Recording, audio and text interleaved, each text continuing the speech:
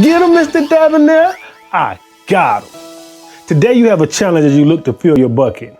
And I want to make sure you have your mind right so you can absorb this information. See, I gave you the first principle last week, and that was to protect your bucket from bucket dippers, people, things, and activity that drain your bucket. But see, this principle and the next two I will give you here shortly don't mean anything if you're filling your bucket for the wrong reasons.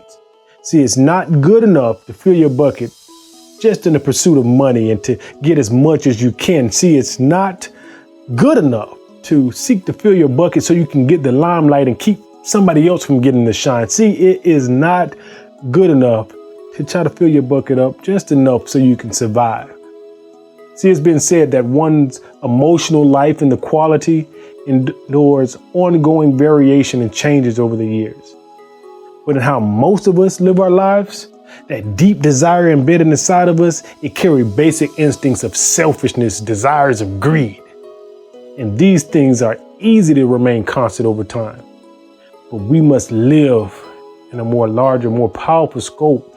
We must seek true fulfillment in our life as we seek to fill our bucket. So I want you to get the importance of this episode. See, only those who have learned the power of sincere and selfless contribution experience life's deepest joys. And this gives you true fulfillment. So principle number 2 in filling your bucket is serve it up, pour it up, and help somebody else fill their bucket. Now, I know you're saying last week, Mr. Devin, you told me to protect my bucket, put a lid on it, don't let the bucket dippers drain me. So principle number 2 may seem counterintuitive, but believe me, it's important. You must help someone else fill their bucket. You can do this with random acts of kindness. You can do this by doing something nice for them. It doesn't have to be anything big and grandiose and extravagant. Just a simple smile. Say hello. Just be a good friend and be there when it counts.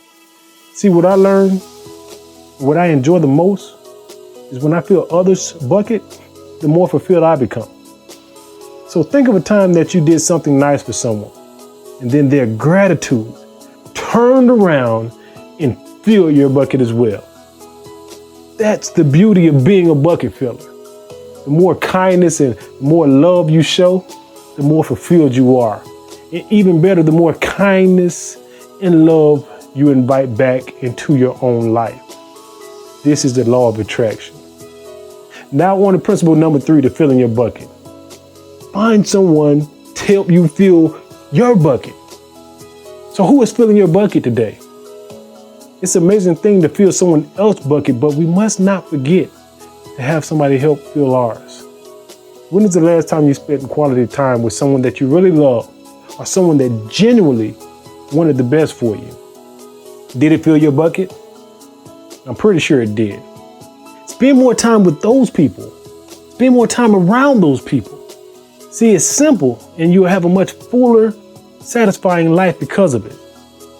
So I need you to pay attention right now and bring it in a little closer. Your bucket is you. It's who you are. And if it's not full or if it's draining out, it will reflect in your life. You have the ability to fill your bucket and keep it full no matter who you are. Every single person can have a full bucket. And if you're saying I can't do it and I don't have anybody in my life that's filling my bucket, or you may be thinking that the desires of filling your bucket is not there, you may need help to be encouraged to do so, reach out to me. Feel free to message me. I'm pouring into people's lives every day, and I would love to pour more into your bucket. I'm pouring into your bucket right now. You're getting this deposit every Tuesday. It's payday. So right now, your time is now to fill your bucket, fill others people's bucket, and protect your bucket. Touchdown. Take off.